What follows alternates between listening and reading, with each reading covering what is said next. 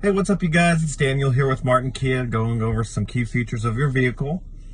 Today, we are in a 2020 Kia Telluride, and we're going to go over how to set up your lane keep assist. Done from this little keypad here on the steering wheel. And everything will be displayed up here on this screen. So to start, we hit the little page icon here. And that's going to flip through your screens here until we get over to settings.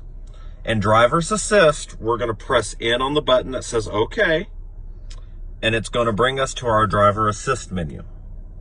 Once we're here, we go down to driver assist, and then our lane following assist. And we can turn it on and off from there. And we'll go back, and everything's all set up. The lane keep assist system can also be turned off by a small button here on the side, right there.